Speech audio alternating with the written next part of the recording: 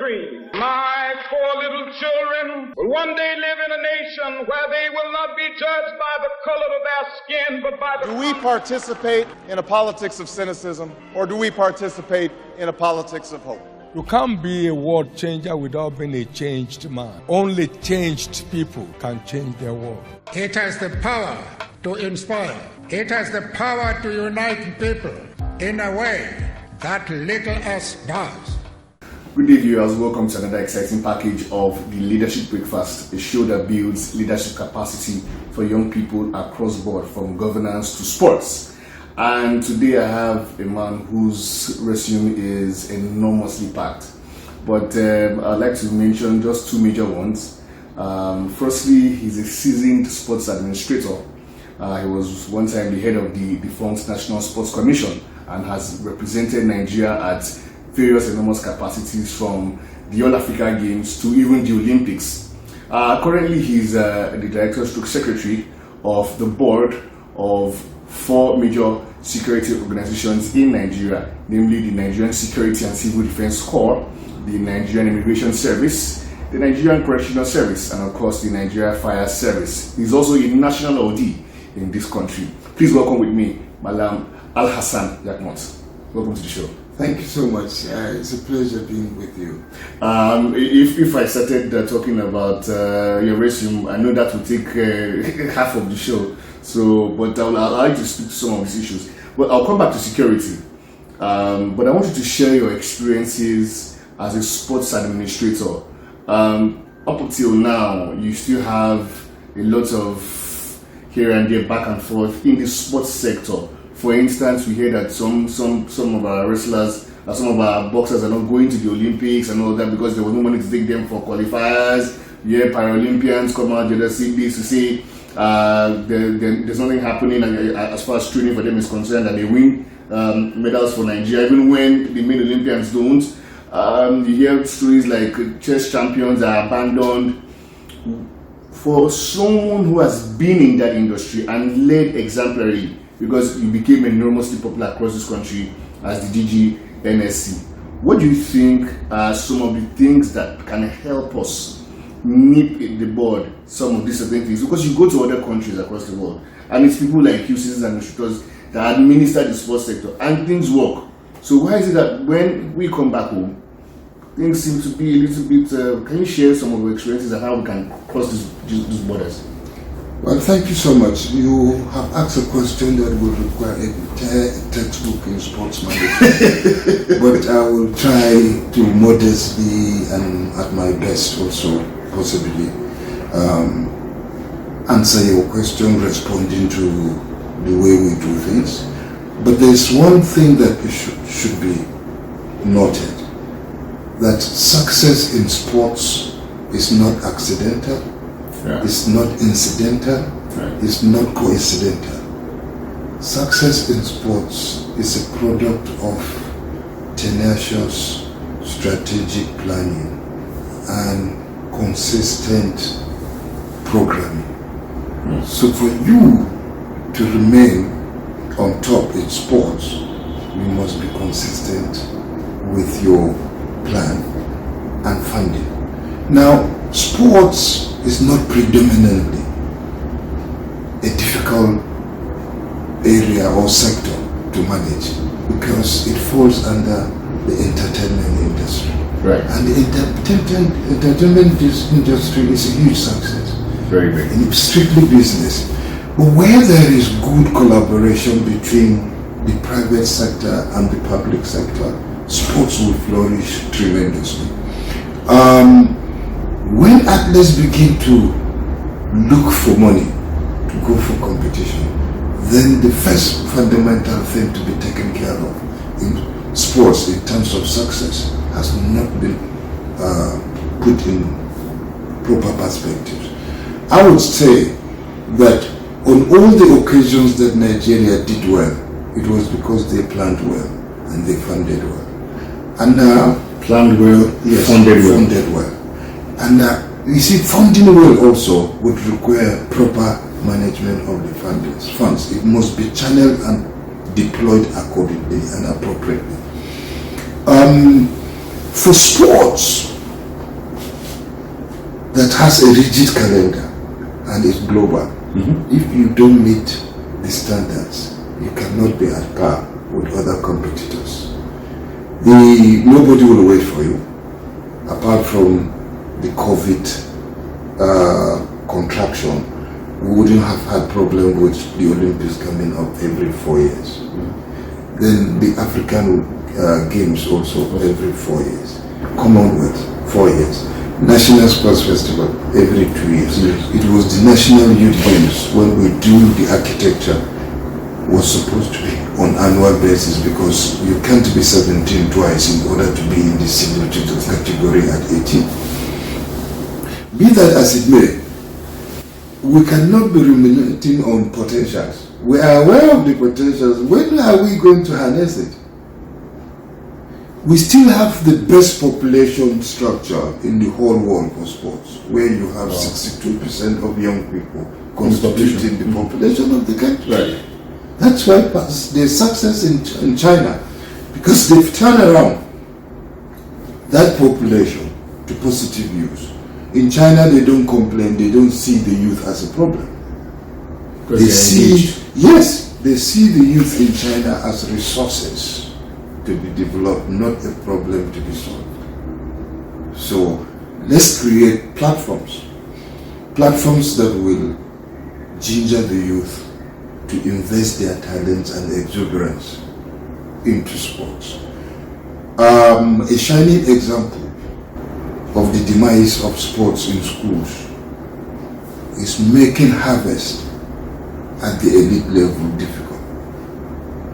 We had a long debate when Okonjo-Iweala was Minister of Finance. We had a long debate as to sponsorship for high performance, and that it should not come from the government alone. And there was a program. The program was not sustained. The technocrats have changed places. The institution that was coordinating it also has ceased to exist. You know, when I want to take you up on that, because a lot of people say that one of the reasons why the NSC was killed was because some people felt that you had a larger than life image, that the minister was feeling threatened by the fact that the NSC was doing so well under you. Do you think that we made a fundamental mistake in killing the NSC? The error of removing the error of scrapping the National Sports Commission is more than fundamental, it's colossal, because it deprives the entire sports industry of technical supervision. We have Ministry of Science and Tech that has 17 parastatals. We have Ministry of Agri that has 29 parastatals. No single athlete in Nigeria knows where to report today in the absence of the National Sports Commission. Technically, there is Department of Competition, there is Department of Grassroots, there is Department of Planning, but there is no government institution structure to coordinate. Remember, so everybody's just exactly. Remember, the National Sports Commission, because of that structure, they had asked all the states to convert to state sports commission. right. About 5 to 9 of them were becoming state sports commission, and then the National Sports Commission. Where is that policy? The National Sports Commission was not supposed to please anybody. It has nothing to do with anybody's ego. It was just a technical arm that was structured to harness talents and prepare them for international competition. Okay, now I want to ask you a question before we go to security, and it's about the fact that more often than not, for instance, when this current NFF president came into place, he talked about independent funding for football. But even at that, we still hear all sorts of stories. Players have not been given allowances. The coaches have not. I mean, I even thought at the point that the coach, General Raw, was being paid, but it was his assistants that were not being paid. All of a sudden, we heard that even General Raw was being no salaries.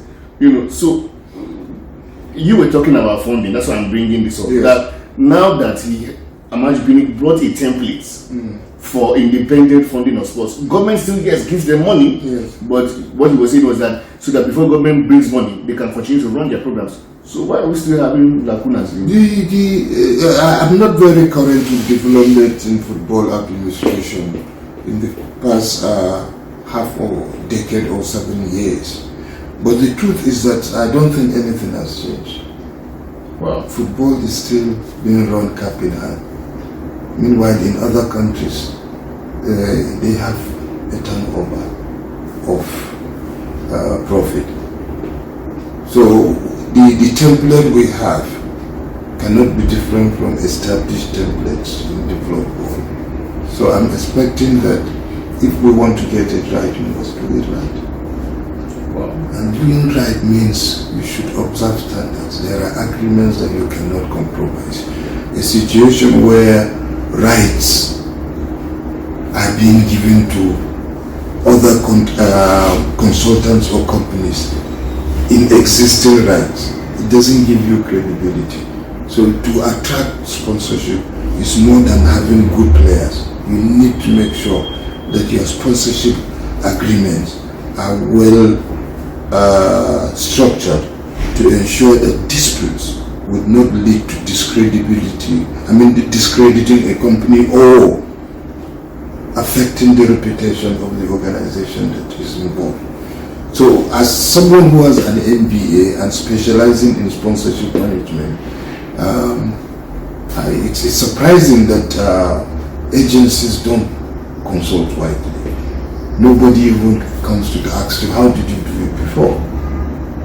So it is a question of my tenure has come and gone and then I'm doing it the way. So that's why every 4 years, there's always a new approach. We don't build on our success.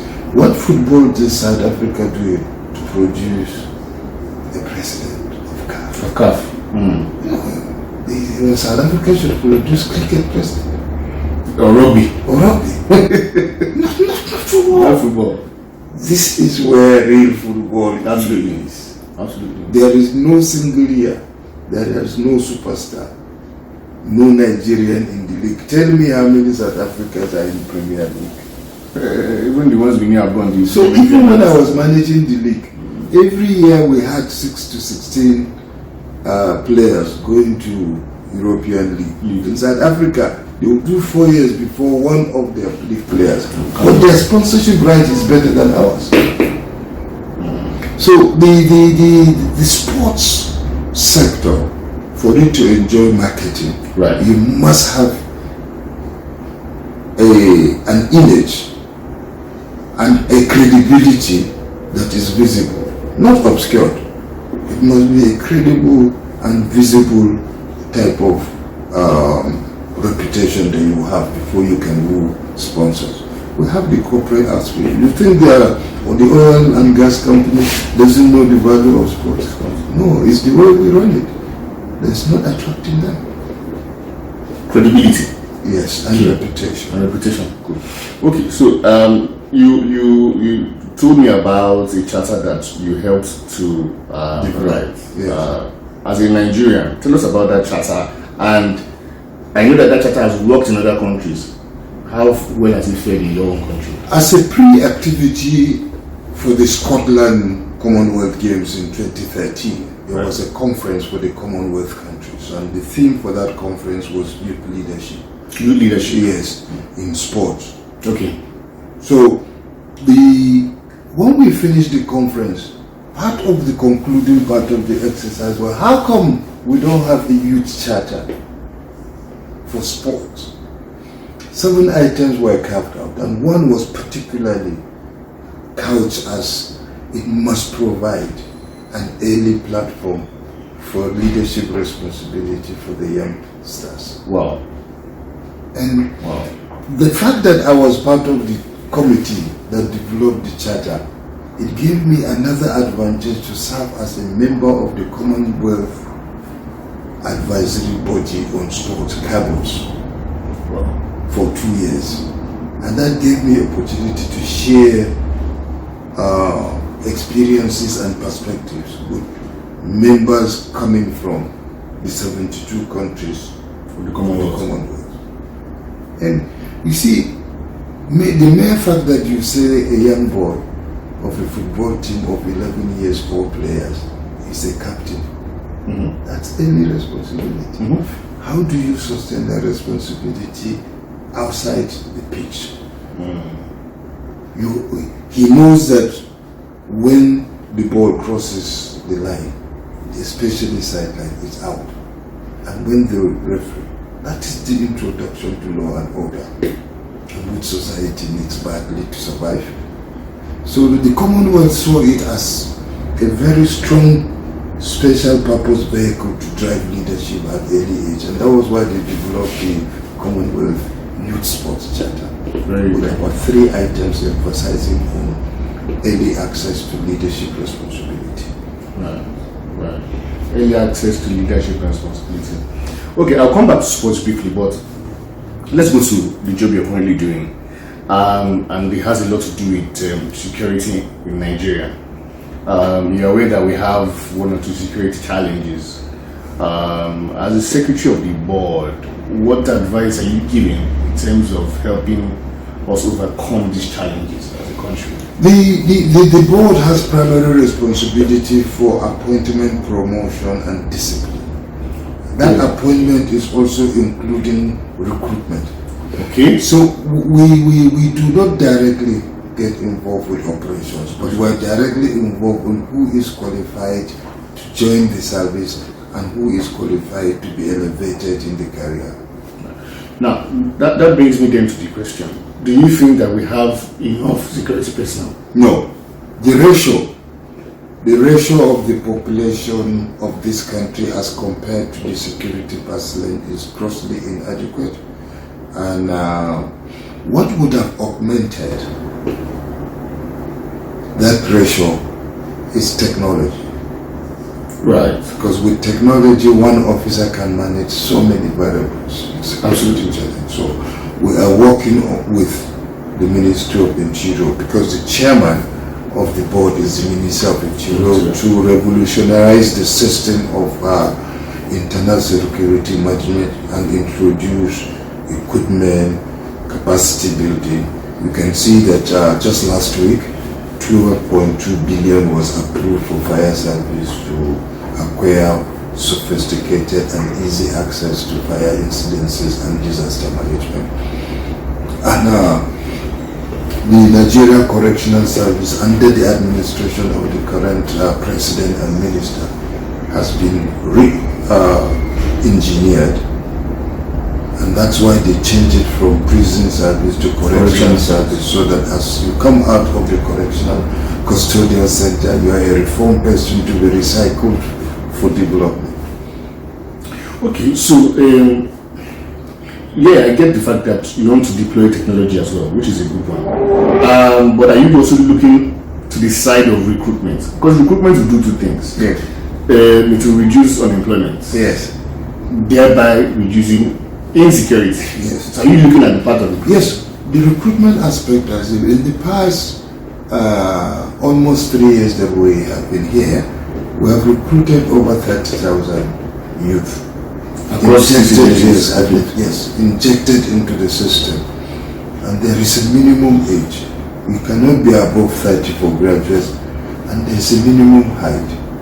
And you'll be tested medically for drug abuse, and also ensure that you are fit and proper to operate in this internal security system of the Federal Republic of Nigeria.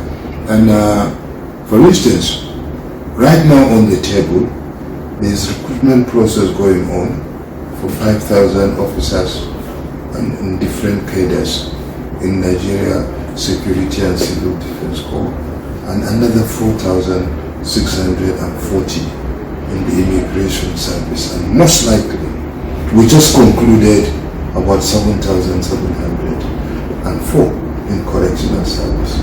And all this constitute the only Nigerian youth are qualified to be recruited for that service.